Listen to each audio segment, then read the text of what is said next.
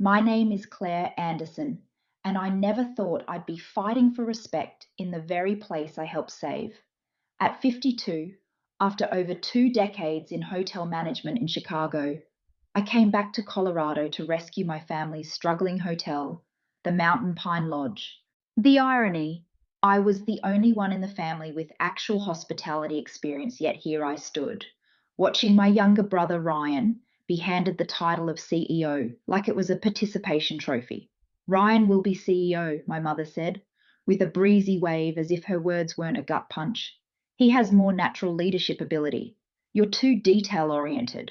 She said it like she was explaining basic arithmetic to a child. Meanwhile, the newly renovated lobby I had personally redesigned shimmered behind us, the modern mountain-inspired decor, a testament to countless sleepless nights and meticulous planning. Ryan strolled in just then, hands in his pockets, smirking with the same smugness I'd grown up seeing. "Don't take it personally, sis," he said with mock sincerity. "Someone's got to handle the daily stuff while I focus on the big picture. I had given up everything to be here." When my father called me 8 months ago, voice cracking with worry, saying they were weeks away from bankruptcy, I didn't hesitate. I sold my condo in Chicago, cashed out my savings, and came home. What I walked into was more than just financial turmoil. It was a time capsule of bad carpeting, no digital presence, and guest reviews that made me cringe. I got to work immediately. I upgraded the reservation system, overhauled the lobby, trained the staff, and used every connection I had to get our hotel featured in travel magazines. It worked. We went from near obsolete to being fully booked. Our ratings climbed. Guests noticed. Every pillow, every piece of locally sourced art, every new amenity had my fingerprint on it. But in my parents' eyes, none of that mattered. Tonight, they'd be announcing Ryan's promotion at the staff meeting, right where I was scheduled to present our record-breaking quarterly report. The same employees who had watched me sweat over spreadsheets and personally fix broken pipes would now have to clap for a man who only showed up for family dinners. Among them was Sarah, our head housekeeper of 20 years. Her eyes met mine with quiet empathy. She knew. They all knew. And yet we were all expected to smile through the charade. It wasn't just unfair, it was betrayal, dressed in polite family dynamics. I grew up in this hotel literally. While other kids played house, I helped mum with check-ins and watched dad manage repairs. I knew this business inside and out. Ryan, on the other hand, never showed interest. He changed majors 3 times in college and eventually dropped out to, as they put it, find himself. No one questioned it. "He's just creative," Mum would say. Meanwhile, I built a career. I climbed from front desk manager to regional director of a major hotel chain. I brought results, accolades, and experience. But every time I returned home, I was met with lukewarm pats on the back and passive comments about settling down, as if all my success was just a placeholder for the life they had expected me to choose. When I saw the for sale sign at the old Riverside Lodge on my way home, something inside me clicked. It was our longtime competitor, now run down and abandoned, but it had better views, closer access to the ski slopes, and endless potential. I sat in the parking lot staring at that sign, thinking about every accomplishment my family had minimized. Then I called a realtor. And just like that, my quiet heartbreak transformed into a plan. Not revenge, not rebellion, just clarity. If they couldn't see my worth in what I rebuilt, maybe they'd see it in what I built from scratch. What followed was a whirlwind. Within days, I toured the old Riverside Lodge, made an offer, and began sketching ideas on napkins and notebooks. While Ryan was holding meetings about cutting breakfast services to save money, I was working with architects to reimagine every corner of the new property. I named it the Summit, a name that reflected not just its elevation, but the very idea that this would be my peak, my own mountaintop achievement. It was symbolic. I wasn't just rebuilding a hotel, I was reclaiming my place, my voice, my legacy. Word travelled fast in a small town. Some called me ambitious. Others said I was turning my back on family. But the people who had worked beside me, those who saw my effort firsthand, knew exactly what this was. It was survival. It was justice. It was proof. Months passed in a blur of construction recruitment, branding, and design. I poured every ounce of energy into the summit. There were setbacks, of course, budget stretches, permit delays, days when I questioned everything. But every time doubt crept in, I reminded myself why I started. Meanwhile, Mountain Pine Lodge was struggling. Ryan's decisions, cutting key services, firing loyal staff, ignoring maintenance, were catching up with him. Guests noticed, reviews dropped, familiar faces began disappearing. Vendors hesitated. Even my parents started to sound nervous when we spoke. But I stayed silent. I wasn't here to rescue anyone anymore. Not unless they wanted to be saved. The grand opening of the summit came exactly 6 months after the staff meeting where Ryan was crowned king. I will never forget the look on my parents' faces when they walked in. Shock, awe, a touch of regret. Ryan didn't say much, but his clenched jaw spoke volumes. I didn't need validation anymore. I had a lobby full of happy guests, a team that believed in me, and a hotel that was booked solid for 3 months. This wasn't revenge. This was redemption by design. Success, as it turns out, isn't always a quiet rise. It makes noise. Within a month of the summit's grand opening, the buzz was everywhere. Travel bloggers posted rave reviews. Guests left glowing comments about our eco-friendly touches and personalised service. One headline from a regional magazine read, "From forgotten to 5-star, the woman who reinvented Colorado hospitality." While I stayed busy refining operations and mentoring staff, word about Mountain Pine Lodge was not as kind. Ryan had cut more than breakfast. He slashed front desk hours, reduced housekeeping coverage, and made impulsive renovations without permits. Negative reviews rolled in. Guest complaints became common gossip. Sarah, our former head housekeeper, reached out to me quietly one day. "It's a mess over there," she said, "and people are starting to talk." I wanted to feel vindicated, but mostly I felt tired. Tired of chasing validation from people who had never truly seen me. It was during a snowy evening just before Christmas that my parents finally reached out. They showed up at the summit without calling, sitting stiffly in the lounge, while my staff served them complimentary cider. I knew what was coming before they said a word. "Claire," my father began, voice low, "we need your help." Ryan, they confessed, was overwhelmed. Bookings had dropped, staff had quit. A few vendors had even refused to renew their contracts due to unpaid invoices. "We thought," my mother added gently, "that maybe you could step in. Just temporarily. Advise him. Guide him."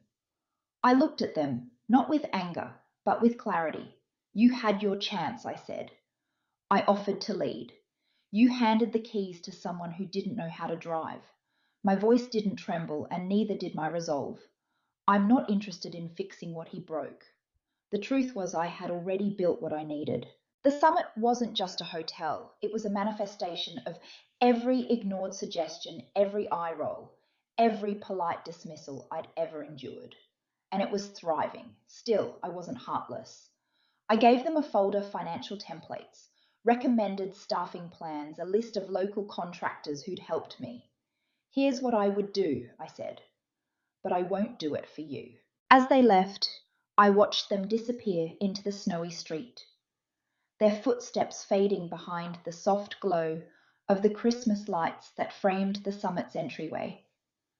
I didn't feel triumphant. I felt free. That night I walked through the quiet lobby and paused beneath the large framed photograph hanging above the fireplace. It was a shot I'd taken during the renovations, a sunrise over the snow-dusted mountains casting golden light on the still unfinished lodge. I remembered how cold it had been that morning, how uncertain, how full of possibility. Now years of being the background character in my own family's story were behind me. I wasn't chasing approval. I was living proof that being underestimated is often the first step to being unstoppable. And I had just begun. If the summit's grand opening shook the town, what came next split it right down the middle. On one side, guests flocked to our doors. The reviews raved about our serene spa, the locally sourced restaurant menu, the warmth of our staff, and the quiet but intentional luxury that infused every corner. We didn't advertise extravagance, we embodied it through care detail and heart. On the other side, Mountain Pine Lodge spiraled. Within weeks, long-time employees left, some joining me, others retiring early to escape the chaos. Maintenance requests stacked up. One review read, "Used to feel like home. Now it feels like someone's poorly run Airbnb." I didn't take joy in reading that, but I also didn't look away. My parents tried to save face.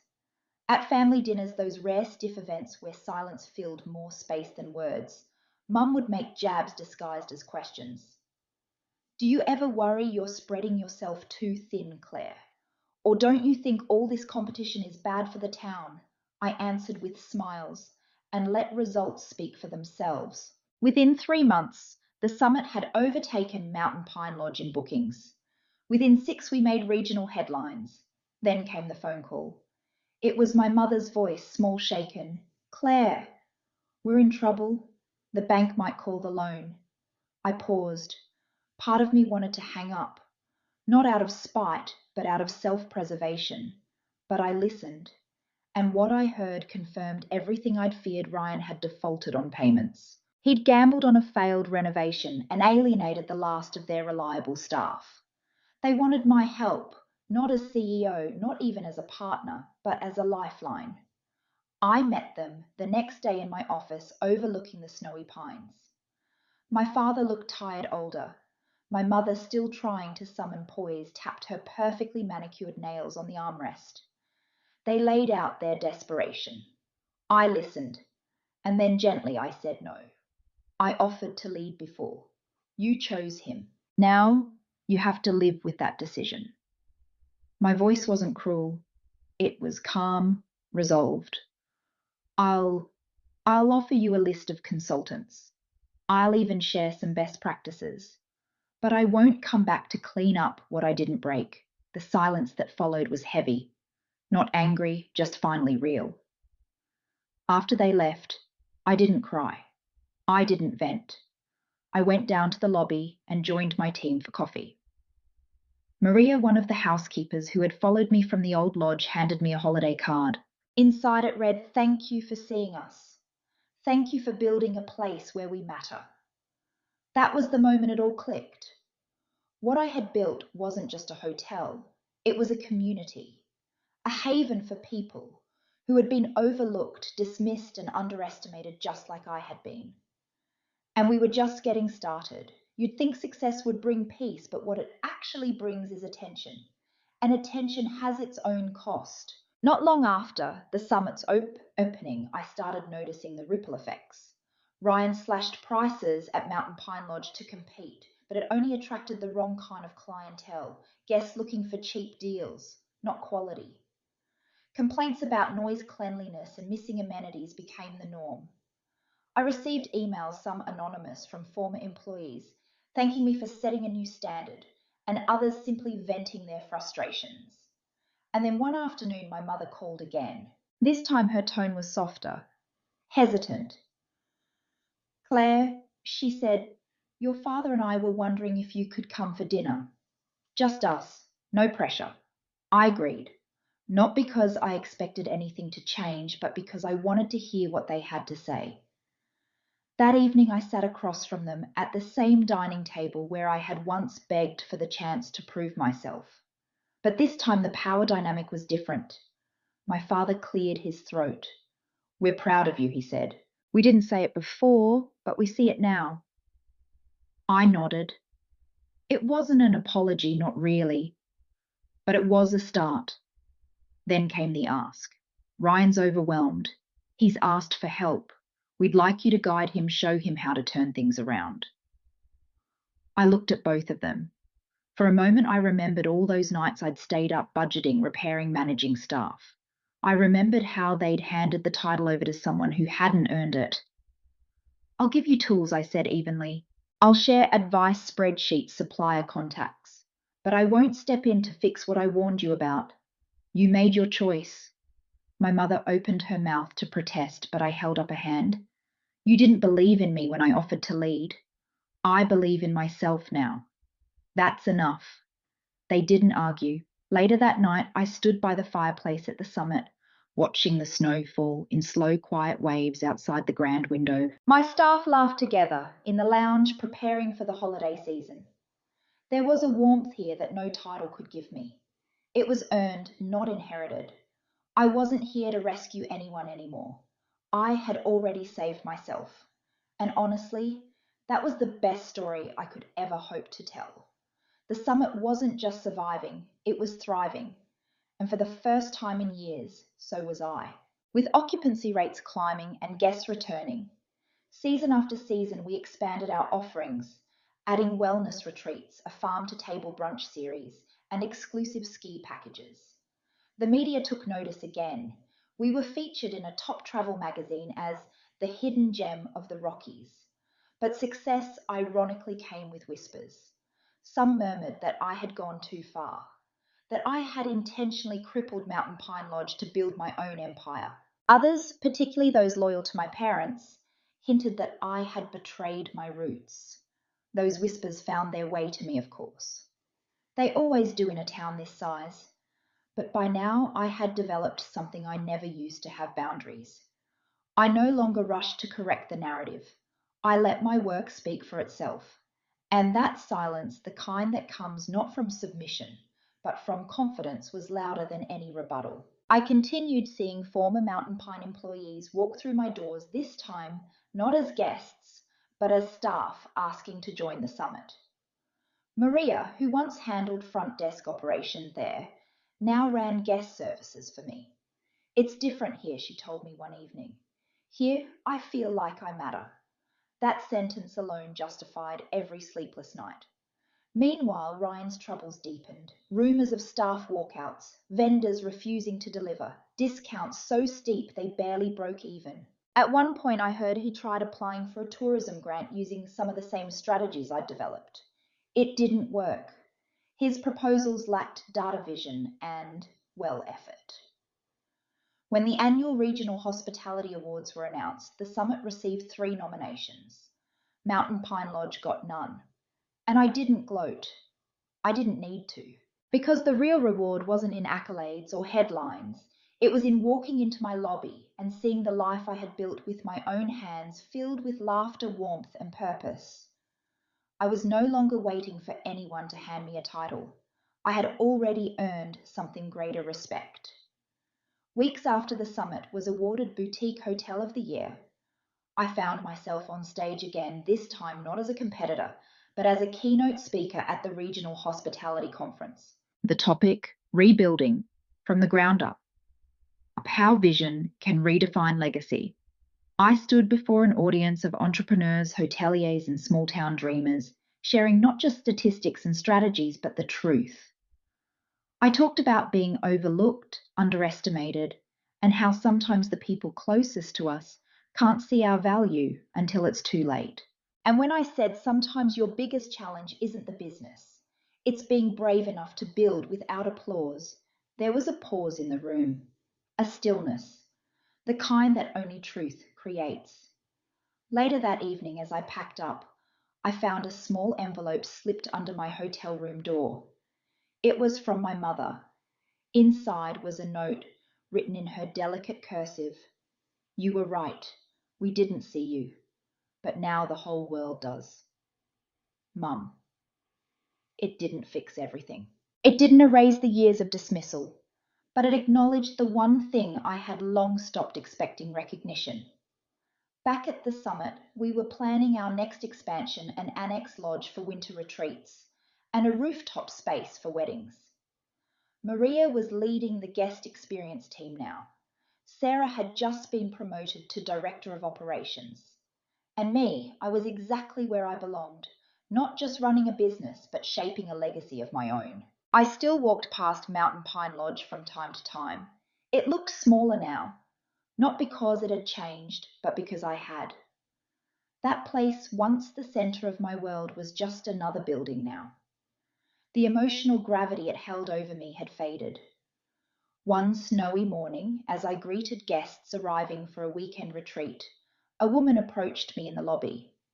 She looked familiar, someone I'd seen at family functions years ago. "I just wanted to say," she said softly, "your story. It gave me the courage to leave a job where I was invisible. I'm opening a bakery now. Thanks for proving it's never too late." That was it. No trophy, no plaque, just quiet impact. I smiled, not out of pride, but peace. I had spent so long chasing approval that I didn't notice the only validation I ever needed was already mine, my choices, my values, my people, my place. Because in the end, this wasn't just about revenge. It was about freedom. It was about finding the summit on my terms. In the end, betrayal may break us, but it also builds us stronger, smarter, unstoppable. Thank you for watching Revenge Files, where every story reveals the truth behind the lies. Subscribe for more, share your thoughts below, and remember, the best revenge is living without fear. See you in the next episode.